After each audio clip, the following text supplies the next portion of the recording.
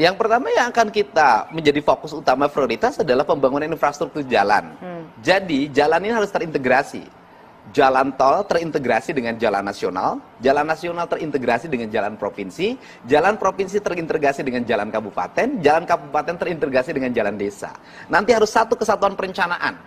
Jadi, nanti pusat kan memprioritaskan infrastruktur tol, kemudian dan jalan nasional, maka provinsi sampai desa akan saya orkestrasi untuk kalau saya bangun jalan provinsi di sini, kabupatennya harus nyambung, desanya harus nyambung. Agar apa? Agar pembangunan ini tertata dalam satu orkestrasi yang sama, satu dirijen. Ini yang pertama. Kemudian yang kedua adalah integrasi pendidikan. Karena problem hari ini setiap tahun, ibu-ibu nangis gara-gara anaknya masuk SMA, itu kurang 3 langkah dari rumahnya karena terkendala oleh zonasi. Akhirnya ada bapak-bapak di Bogor yang mengukur dari rumahnya ke sekolah. Pakai meteran. Pakai meteran. Ternyata katanya masih cukup gitu, bahkan lebih gitu loh. Nah, ini harus terintegrasi. Apa sih problemnya? Yang menjadi problem itu kan gini. SD ruang kelasnya tidak sama dengan SMP. SMP ruang kelasnya tidak sama dengan SMA.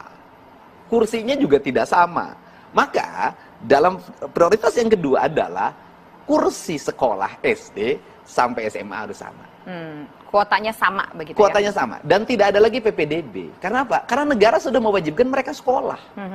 Karena mewajibkan sekolah, maka negara harus menyiapkan fasilitasnya.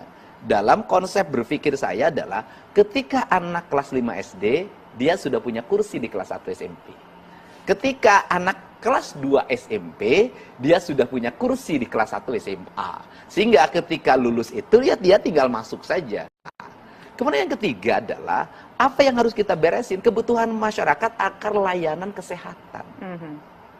Apa yang menjadi problem? Coba kita berkunjung ke Rumah Sakit Hasan Sadikin. Jumlah orang puluhan ribu dalam setiap hari. Apa sih sebenarnya yang terjadi?